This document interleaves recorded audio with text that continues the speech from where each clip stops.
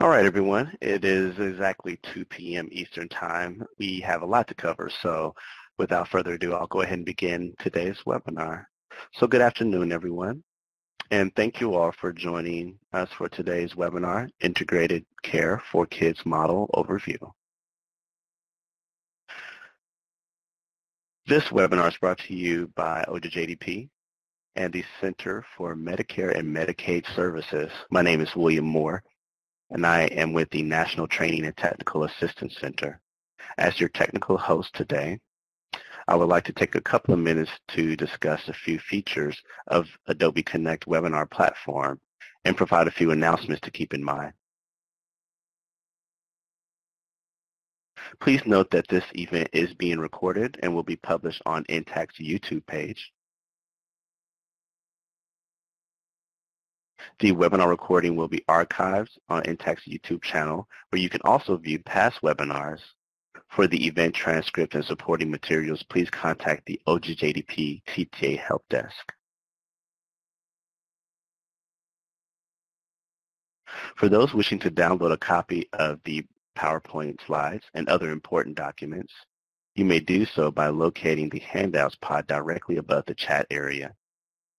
Here, you will also find an FAQ for webinar participants that will likely address any technical related questions. Click on the file name and then click the download button. During today's conversation, presenters will address some of the questions posed during the meeting. Please type your question into the chat box as they arise.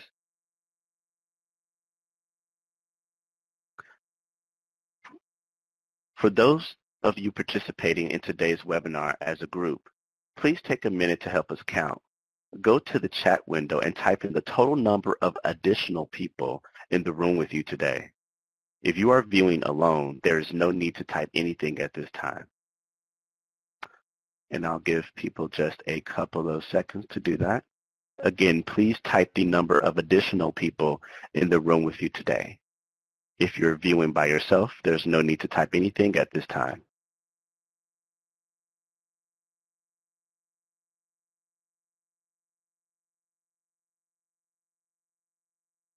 Following today's webinar, attendees will be sent a certificate of attendance. This certificate is sent approximately 1 hour following the conclusion of the event and is sent via an Adobe Connect thank you email. Please keep an eye on your email for your certificate. Please note that only participants that are registered and signed in will receive a certificate of attendance.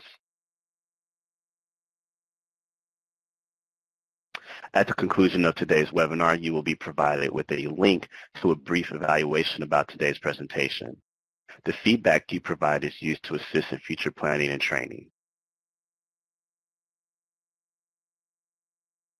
I will now turn over today's webinar to our moderator, Lynetta Jesse, for today's webinar. Thank you.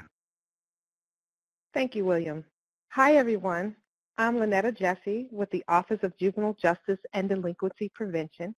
Thank you so much for joining our call today. I believe you'll find this new model exciting and beneficial for the field of juvenile justice. So without further ado, I would like to introduce my colleagues from the Center of Medicare and Medicaid Innovation, who are our fearless presenters today. I'll start with our first presenter, Tawana Lucian. Ms. Lucian has focused much of her career on translating evidence-based research into practice and policy.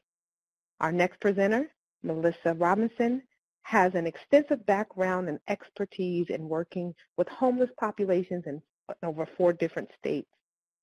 These are just snippets of the awesome work these ladies are doing over at CMS. I will now turn this over so they can begin their presentation. Thank you.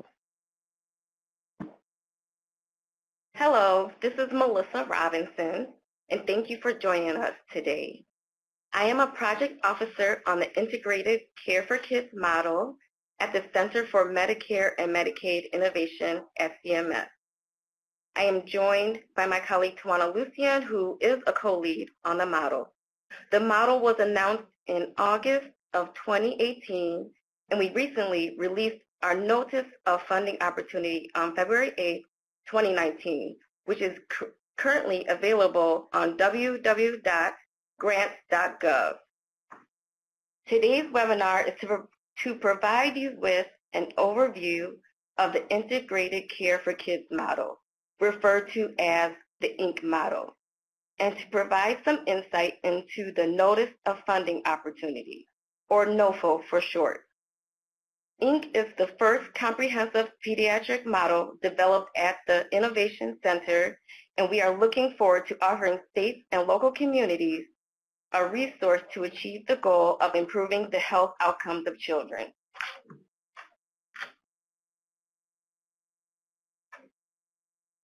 Today's webinar will cover an overview of the Center for Medicare and Medicaid Innovation, often referred to as CMMI, and how our center is able to develop models, the existing challenges and opportunities in child health, key recommendations from stakeholders who responded to our request for information back in February 2017 with regard to CMMI's interest in developing pediatric alternative payment models, focusing on methods to improve child health and interfacing with state Medicaid programs. We will also provide a high-level overview of the InCK model, its primary goals and interventions, as well as key model design features, and what the next steps are for potential applicants to prepare for the application process.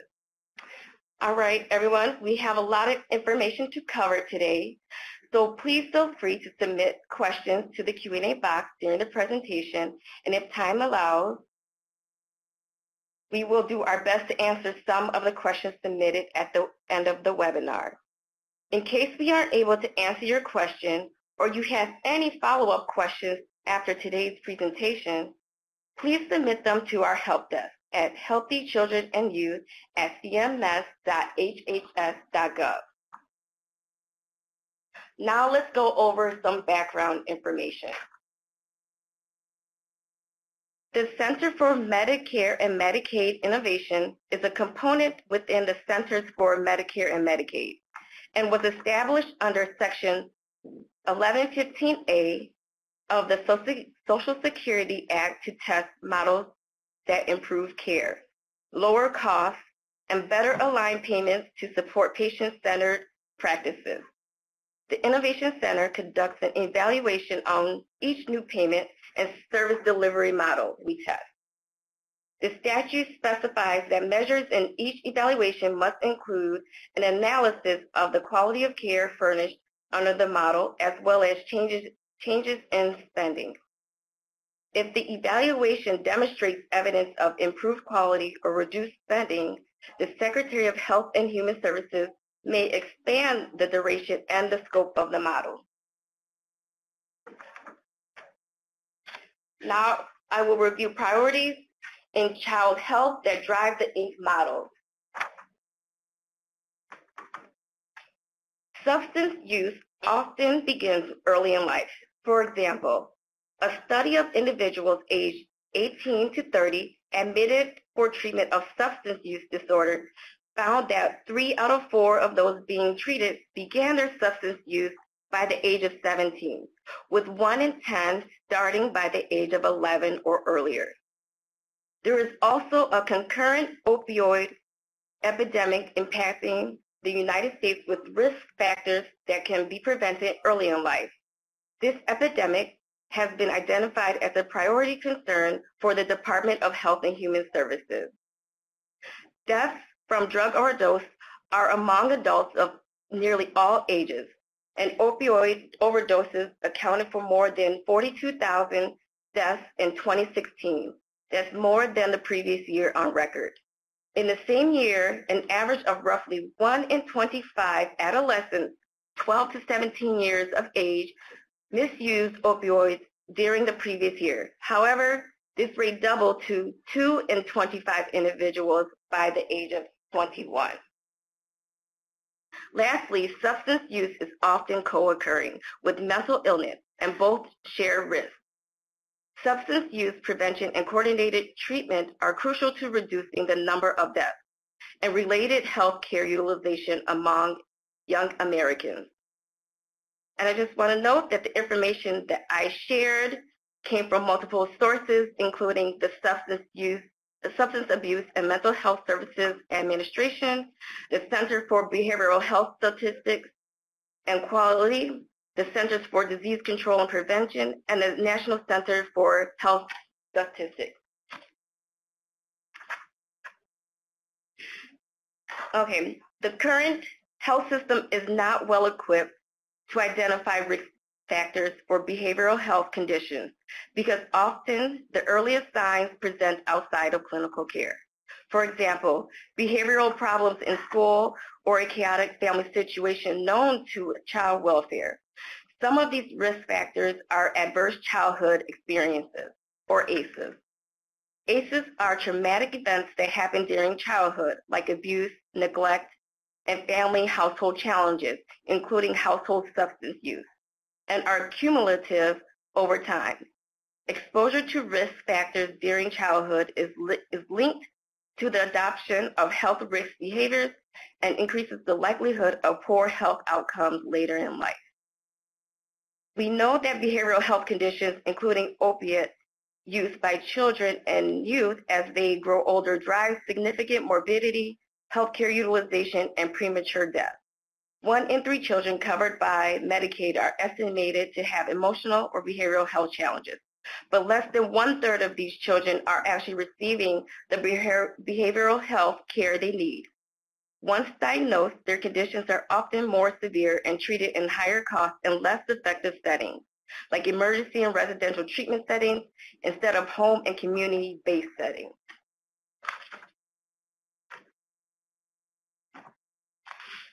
A number of federally funded programs play a role in addressing threats to children's health, including Medicaid and CHIP, Healthy Start, Head Start, Child Welfare, the Indian Health Service, and more. However, many vulnerable children are not able to access the optimal combination of these programs and services. For example, though 1 in 3 children in Medicaid are estimated to have behavioral health challenges, only 1/3 of those children actually receive care for their conditions. Pediatric beneficiaries often receive the wrong care at the wrong time because of late presentations of neglected illnesses and challenges, often including under or untreated behavioral and mental health issues. Late diagnoses are often treated in higher cost settings, like emergency departments and inpatient or residential settings. Despite a previous Medicaid demonstration that achieved results as good or better than inpatient settings at 1/3 of the cost.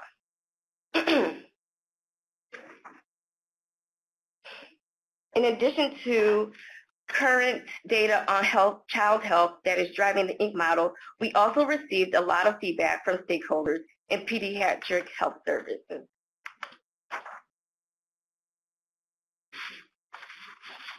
Recognizing that there were opportunities to innovate in the space of children's health within Medicaid programs and that pediatric providers had not been afforded many opportunities to participate in healthcare systems move towards value at CMMI, the Center released a public request for information in February 2017 about pediatric alternative payment models.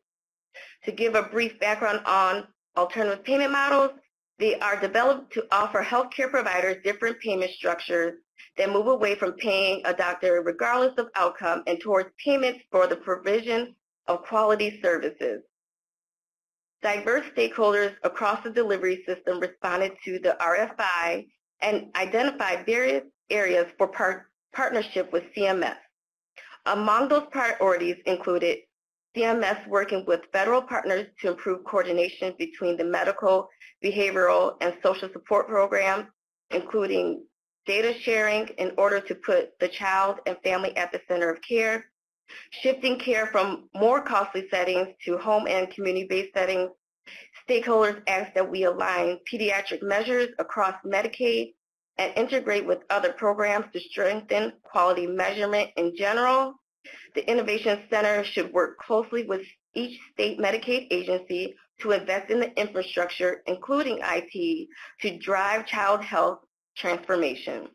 The full scope of the request for information is available on CMMI's website.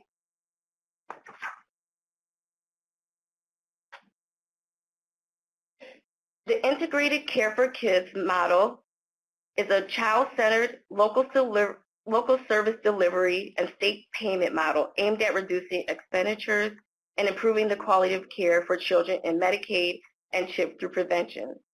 Integrated coordination of care and creation of sustainable state pediatric health infrastructure. This is especially targeted to those children with or at risk for developing significant health needs. And at this time, I will turn the presentation over to my colleague, Tawana, who will go over what has gone into the InCK model design and key features of the model.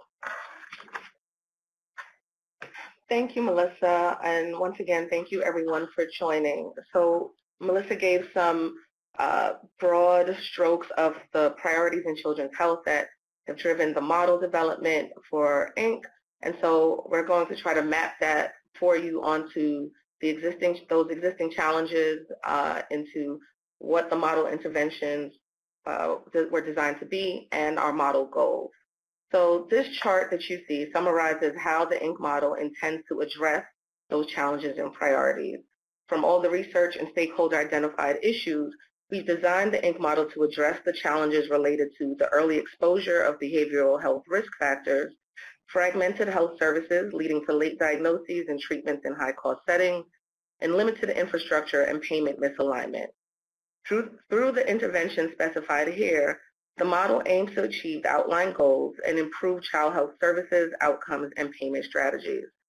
So the three interventions that the model has developed include early identification of physical, behavioral, or other health-related needs and risk factors.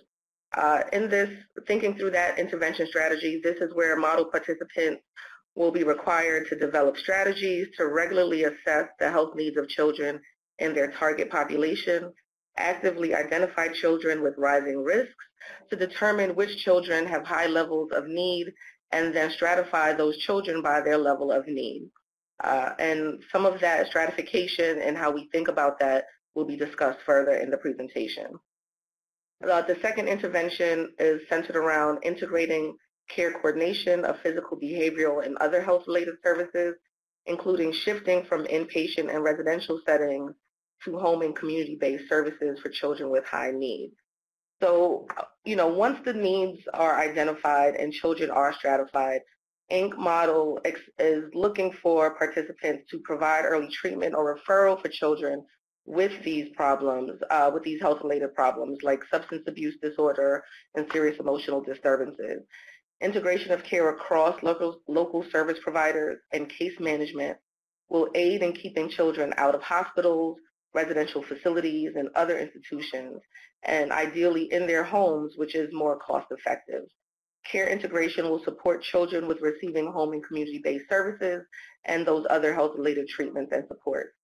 The third intervention built into the model is around funding and support for the development of state-specific alternative payment models, or APMs, which are geared towards aligning payments with quality measures and the infrastructure to support care coordination. So there's built-in flexibility in this model, really designed to empower states and local communities to develop alternative payment models that leverage the broad array of existing Medicaid and CHIP benefits, and it's essentially designed to be responsive to the needs of a state's populations and provider communities, and can be tailored to complement the existing health service infrastructure in a state or community. So the investment of CMMI's model funds will support this state and local innovation with their operations and infrastructure development, and enable cross-sector coordination for patient-centered care and data sharing, and intended to help the model achieve the three goals that you see outlined on the column to your furthest right. And those three goals are improving performance on priority measures of child health, such as mental illness and substance use, This through early identification of needs and risk factors in children. Secondly, reducing the rates of out-of-home placement and avoidable inpatient stays through coordination of physical, behavioral, and other health-related services, and increasing the availability and use of home and community-based service. The third goal is to align payment and quality to drive child health transformation through funding and support for development of these state-specific alternative payment models and infrastructure. Ultimately, we're aiming to see program sustainability built into the development of this model.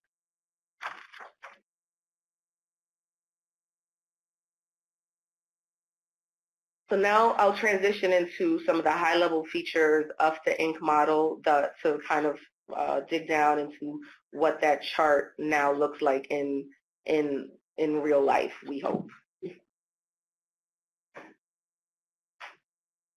So in order to implement the InCK model, we really recognize that there's a need for strong partnerships between multiple partners within a community. And for the purposes of InCK, we see that as being the state Medicaid agency, a local lead organization, and a partnership council. For this model, and if either the state Medicaid agency or this local lead organization will serve as the ultimate awardee for the model. So a little bit more information about what the responsibilities and expectations are of those partners. So the state Medicaid agency in InCK must really commit to partnering with the lead organization to develop and implement this model. The state is responsible for supporting local implementation by providing data on the population they plan to serve, supporting development of information sharing arrangements and infrastructure, and working to align support for the model across child-focused state agencies, and designing and implementing this pediatric APM. For the lead organization, we see this as, the role for a local organization that meets the definition of a covered entity under HIPAA rules. The lead organization will serve a crucial leadership role of engaging and convening community partners via a partnership council and to integrate InCK's required core child services. This lead organization should also be a trusted organization that can understand and represent the needs of the community and be accountable for improving population-level care quality and outcomes and developing the required service integration protocols and processes. We really see this collaboration as important for purposes of identifying children at risk for significant behavioral health, substance use, and physical health needs among the intended service populations, and stratifying those who meet the threshold of risk criteria defined by CMS into tiered care coordination and case management approaches. So this partnership is really an integral part of implementing the model. And then lastly, there is a partnership council. And so this partnership council is convened by the lead organization and will operate for the entire life of the 7-year model that the InCK award is intended to live on for. The Partnership Council will have the primary responsibility of devising strategies for its chosen community to achieve the coordination of service types that's required in our model. This council will consist of representatives from child service organizations with a vested interest in children's well-being and community-level service integration.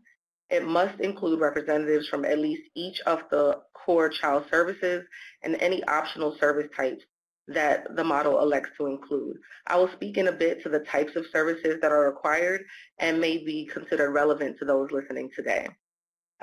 This council must also include representatives from local health department and community stakeholder representatives and Medicaid payers. And so if there are community groups that already exist in the designated area that meet this criteria, they can serve in this role, or one can be newly convened for the purposes of this model. So, who does InCK serve and what is our intended population for this model? The InCK model really intends to serve all Medicaid and, if specified in an application, CHIP beneficiaries, so Child Health Insurance Program, so serving all the beneficiaries from the prenatal period up to 21 years of age, residing within a state's administrative division that's identified by the model. So these areas can be designated by county or by zip code, metropolitan statistical areas, or some other state administrative division. We refer to this as the attributed population for the model. Attribution must be defined at the geographic level and will not be allowed in a statewide capacity or in a statewide manner and cannot cross state borders. This is mandatory for the purposes of holding our awardees accountable for population level targets in engagement, assessment, and outcomes, and is also relevant to the evaluation process for the model. A model can choose to focus on one or more contiguous or non-contiguous geographic areas and will also identify a potential area and population for evaluation purposes that is demographically similar to the attributed population. It is also important to note that the model does not allow programs to only address subgroups. For instance, participants cannot choose to only serve 18 to 21-year-olds or pre-adolescents or only youth with a specific health condition. However, the model does offer the flexibility to identify subpopulations of the broader attributed population that can benefit from targeted services as part of the larger population health approach that this model is seeking to implement. So I've made a lot of references to the core child services and the service types that we are interested in seeing integrated in this model. So I will talk through that here on this slide. So in designing a locally relevant model that incorporates the elements that I've reviewed, we are going to require the systematic integration of these. And so that includes clinical care, both behavioral and physical. To include, for physical care, that looks at including primary and specialty care providers. For behavioral care, that could include mental health, substance use and abuse treatment. This would include other services such as school, housing, for example, city housing authorities, food and nutrition services, that it could include nutrition and WIC programs, early care and education, which might include Head Start or home visiting programs, Title V agencies working in maternal and child health, child welfare agencies, and then mobile crisis response services, where there's a mobile response system that includes the ability to send staff to a child's residence to stabilize the crisis situation and perform a needs assessment. The mobile response system really should also include a central hotline that is widely advertised in the target population and can be called to trigger service initiation. In addition to the required services that I've just mentioned, we welcome applications and models that really think about including other community partners that will help them achieve model goals. Lead organizations may consider working with the following types of entities that you will see on this slide, and that includes law enforcement, because we recognize that police are often first responders to address behavioral health crises and or child welfare issues. The inclusion of family and juvenile courts. We see that these systems and detention centers are well positioned to divert youth into community and home-based services rather than the juvenile justice system directly. So there's also the option to include civil legal aid, which has historically worked to address access to key health-related services, such as Medicaid and public benefits, including SNAP, and then other community partners. So awardees may think about including in their model other related child health service partners, and this could include a range of domestic violence centers, faith-based entities, therapeutic foster care providers. And so while some of your programs may sit within the required services I outlined in the previous slide, we think the ability to incorporate these optional services you see here might be a really good place for some of your programs and stakeholders to fit into the model. For many of the children, youth, and caregivers in InCK, or that are targeted by this model, they're dealing with behavioral health and substance use or juvenile justice issues. And the ability to incorporate the relevant agencies, partners, and providers into this continuum of care may be a great opportunity to reduce avoidable out-of-home placement through the use of increased access to home and community-based services, and to support the reintegration of youth who may have been institutionalized in a variety of settings linked to the risk factors that some of your programs might address. Taken together, the InCK model really can provide an opportunity to improve child health outcomes across multiple domains. To do so, applicants will tailor the InCK model to meet their local needs. So even this slide does not represent an exhaustive list of optional services.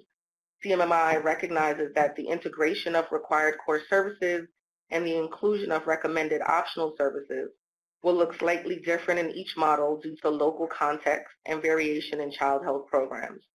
The goal of the flexibility that we keep emphasizing that has been built into this model is to allow states and communities to design a care system that reflects the needs of the children in their attributed population.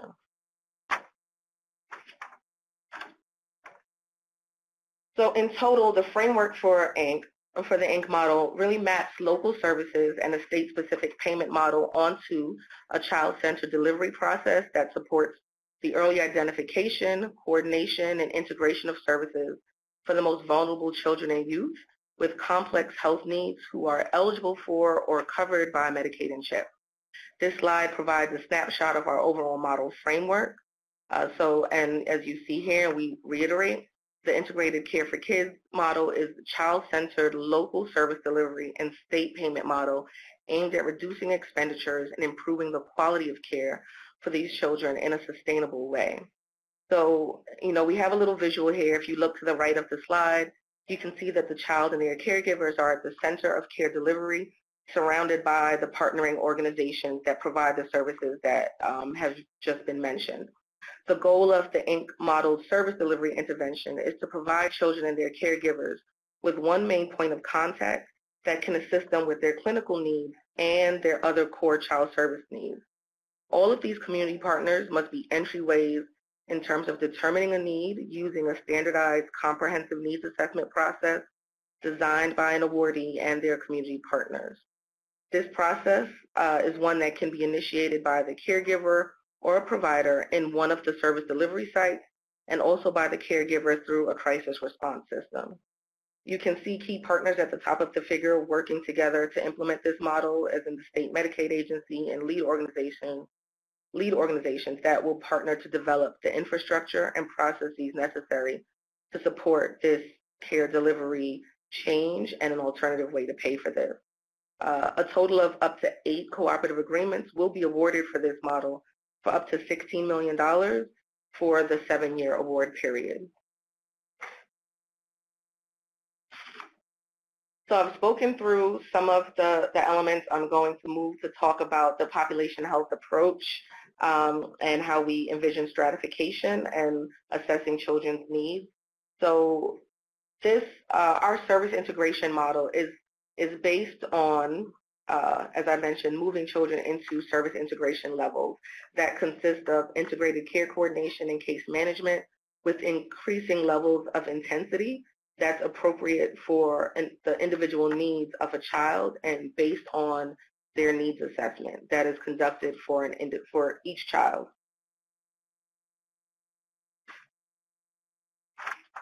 So for the first level, which is really thinking through who is in the entire targeted population in a model service area, this is service integration level 1, where all children are considered attributed to the model in that area and or in the areas if an applicant has chosen multiple areas to focus on. And those children are assessed using a comprehensive needs assessment tool that is developed by a model, and that assessment is done at least every 12 months. If a child only requires standard preventive services, then they should remain in this service integration level 1. For children in level 2, this is where we start to see higher levels of needs, and children are beginning to show some difficulty functioning in places that they live, learn, and play.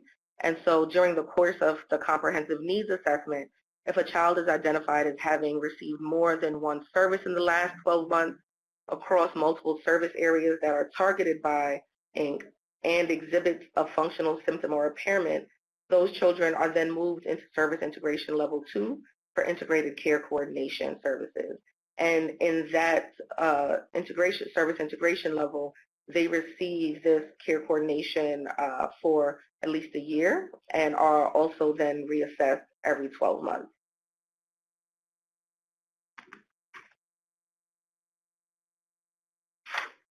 For children who we consider as having some of the highest level of need, they not only meet level 2 criteria, but they are the children who are currently placed outside of the home or whom a provider has determined is at risk of being placed outside of the home. And this placement outside of the home is broadly defined and can include foster care, juvenile detention, or residential treatment facilities.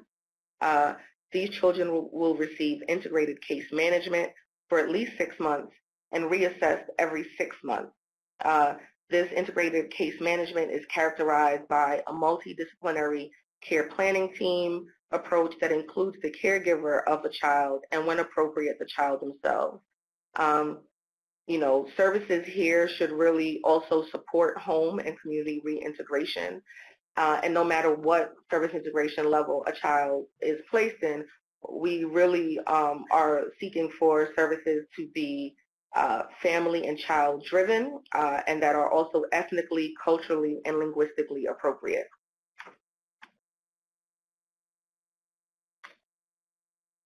So we talked through some of that, and so what does stratification look like on the ground? In this image, which I hope you can see, we tried to give a visual of what this process could look like. And this shows really a child entering any provider site and then being screened for their health needs as the first step. And then the outcomes of that screening process, moving a child along into different service integration levels based on their risk profile that's generated by that needs assessment.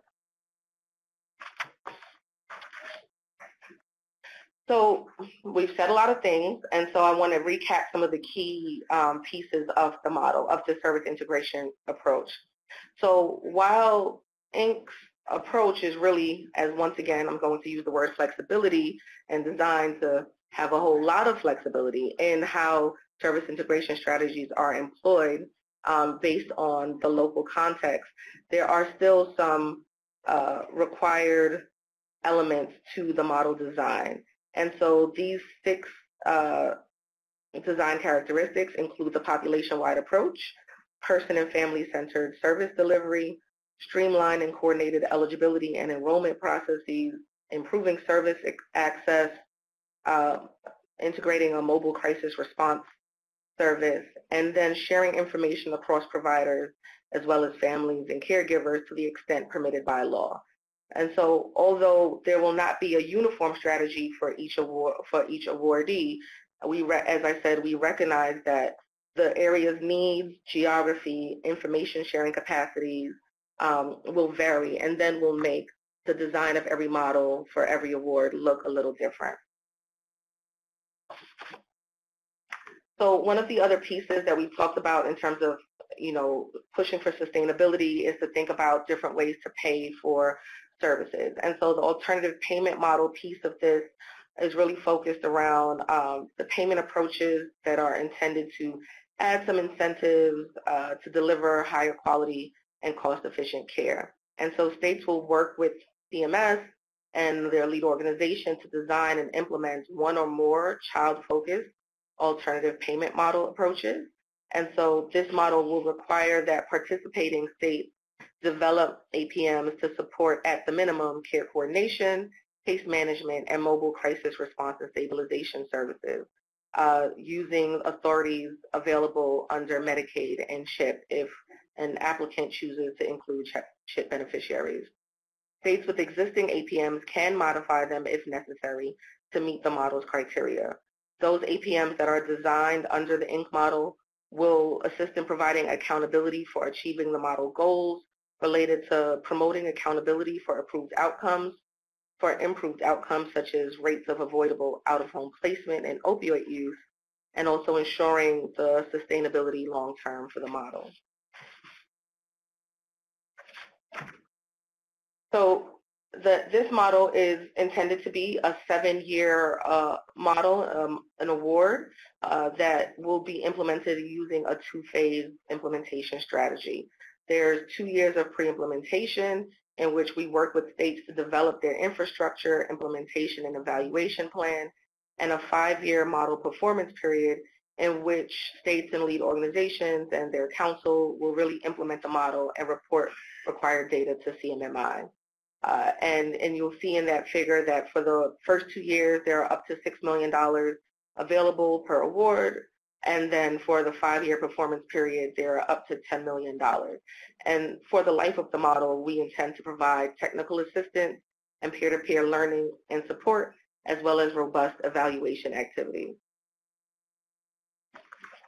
So I'm going to turn this back over to Melissa to relay some of the next steps.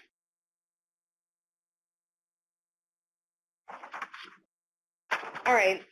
So preparing a strong application for this model will require time and coordination.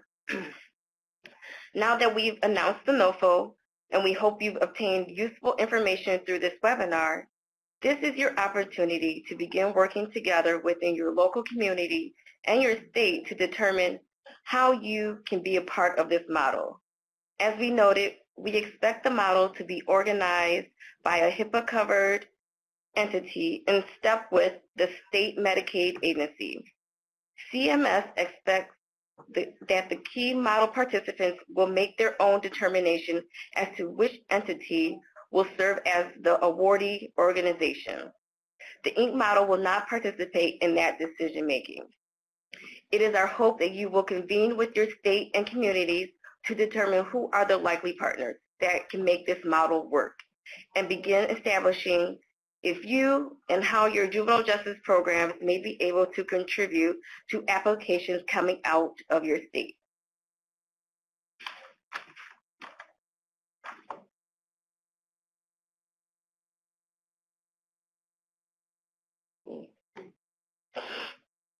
Key dates to note. All applications are due by 3 p.m. Eastern Standard Time on June 10th, 2019 via grants.gov. And we anticipate announcing awardees in December of 2019. For those of you who think this may be a good opportunity for the children and youth in your state or local communities, we encourage you to seek out details about submitting an application on grants.gov. It is strongly encouraged that you begin the process of submitting an application in advance of the deadline. There are a number of items required as part of the application process. And if you experience difficulties in any way during the submission process, you may find yourself unable to submit on time and inadvertently have your proposals deemed ineligible for consideration.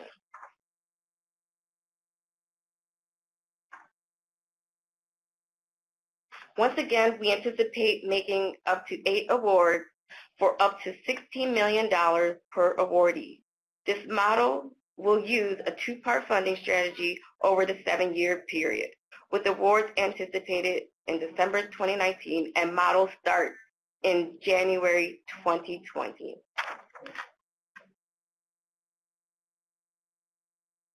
Again, we hope that you have found this overview helpful. We recently conducted a full webinar on the NOFO application, which will be available on our website in the coming weeks, but we also plan to host additional webinars intended to be useful for potential applicants in developing their proposals.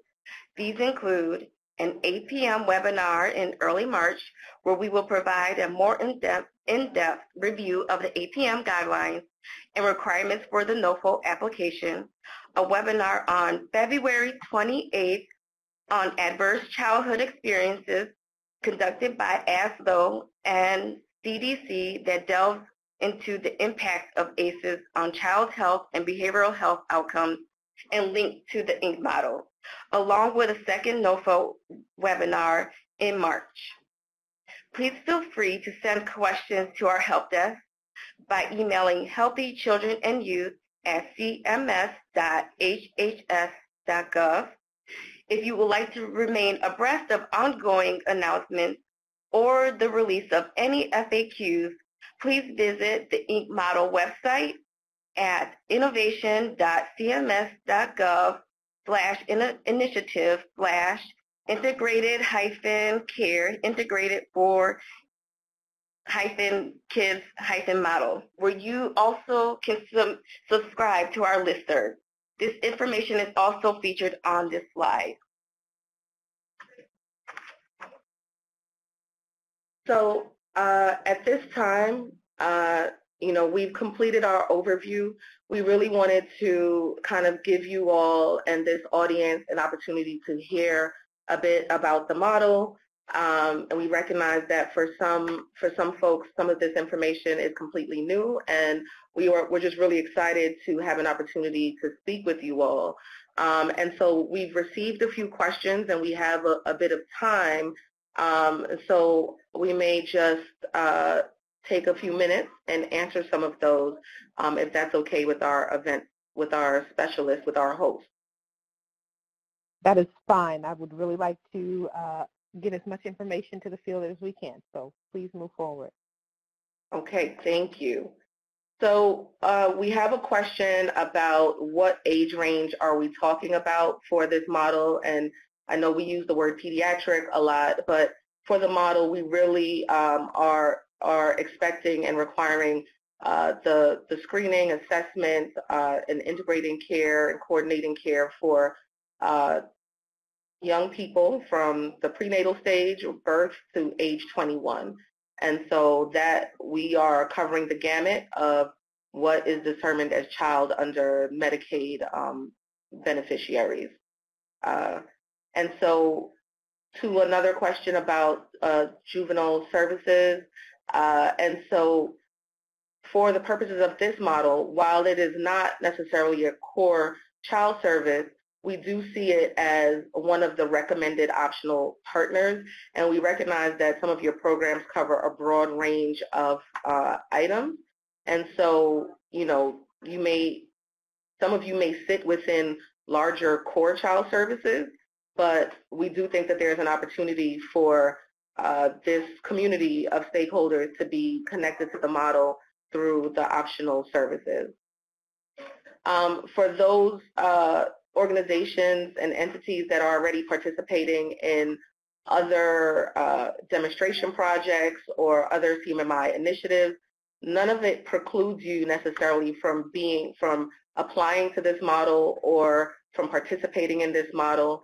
There are, if an existing program that is already like an awardee of one of our CMMI models is interested, there is in our Notice of Funding Opportunity application a process where program duplication has to be addressed to make sure that there's no supplanting of funds and things of that nature. But we have not precluded, just out of the gate participants in other demonstrations from being involved in this one. And so can a program target only a specific age range? Once again, that is no. You can't just choose to only screen like adolescents or teens. What you can do is think about how do you screen the entire age range, and then maybe wrap think about the risk needs for those populations that may elevate them into tiers 2 and 3. And think about the services that may be needed. But it is important for the population health approach and to drive changes in outcomes that models pay attention to screening, and especially for the entire age range of the population in the designated communities that an application chooses to target. That looks to be about all of the questions. If there are any other questions, I'll wait a moment to allow anything else to come in to the chat.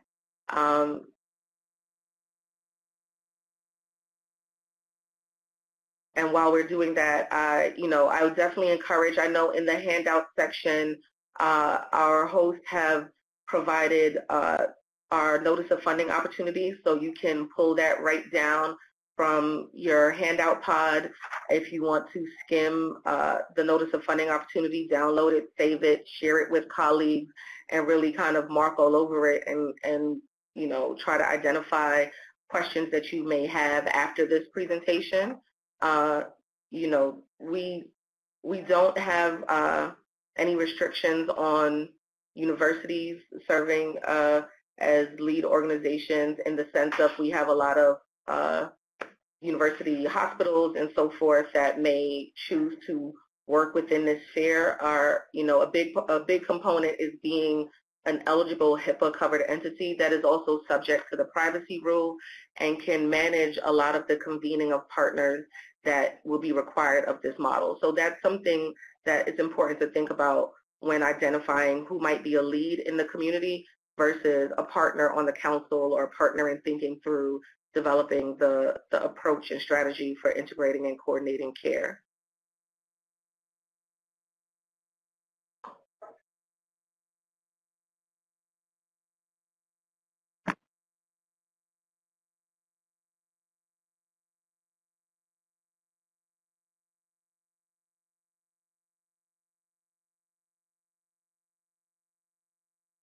So I just want to be clear, if folks are participating in other CMMI or Medicaid models, you can still be eligible to submit an application.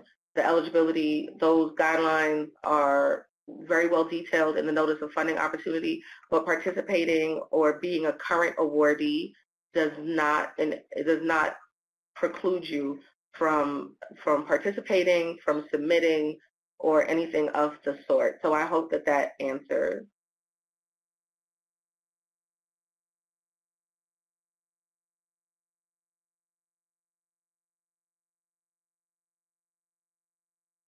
So there are requirements for being able to provide us Medicaid information on the population, around who is a Medicaid beneficiary in a population for the life of the model, and annually and quarterly. So it's important that an organization that is a lead also be able to share in that infrastructure process and sharing of data around Medicaid. So I think that is an important aspect of this. This funding is specific to the 50 states and is intended to serve Medicaid and CHIP if chosen beneficiaries.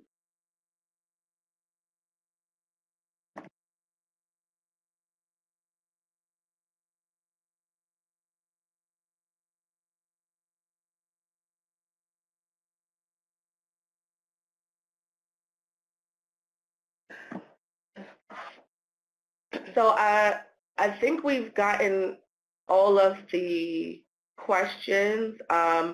This webinar, and I believe that OJJDP will be making this available through their regular channels at a later time. I will allow our host to talk about what that timeline is, but please feel free to share the funding opportunity. Please feel free to go on our website and subscribe to the listserv. If you feel like a question wasn't really answered, or if you have additional questions that come up after today, we really encourage you to reach out to us through our mailbox and through our inbox, as you see on the screen, Healthy Children and Youth at cms.hhs.gov. We don't have a limit on the number of questions that we will answer. We are taking inquiries throughout the life of our application period and even thereafter. And so please feel free to continue to reach out to us. We hope that the stakeholders here may see this as a useful opportunity or to share with others that you may consider it to be useful for. So I will Melissa and I thank you from CMMI's perspective of joining us and for OJJDP allowing us to present this information today. I'm going to now turn this back over to our host and go from there. But thank you all once again. Thank you so much, Tawana. And I think, oh, I'm sorry, William? No, please, Lynette, after you. Okay. I just want to say thank you for all the hard work you all are doing over at CMS. We appreciate you coming to us and delivering this presentation. I think it's needed in the field, and I thank everyone who participated on this call. Please make sure you look at, I believe the webinar is going to be posted at InCK's YouTube within a week of this webinar, of this date. So you will be able to have access to it later. Again, thank you from OJJDP. We appreciate your participation.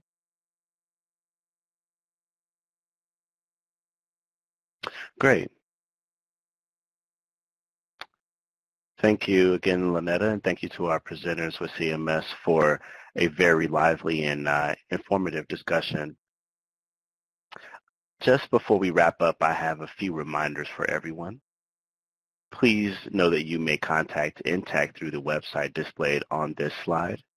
You may stay up to date on the latest information by signing up for InCK's TTA listserv. Also, don't forget to check us out on Facebook at OJJDP TTA. You can also contact OJJDP via the help desk by following the following contact information on this slide. And just a reminder, these slides and other handouts are available in the handout pod located directly above the chat pod. As a reminder, the webinar recording will be archived on InCK's YouTube channel, where you can also view past webinars. And for the event transcript or other supporting materials, please contact the OJJDP TTA help desk.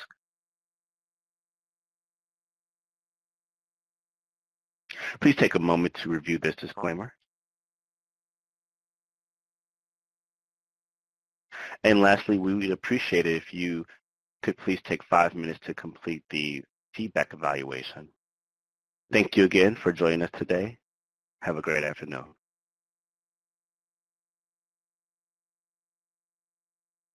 The host has left the meeting, so at this time, the meeting will come to an end. Thank you and goodbye.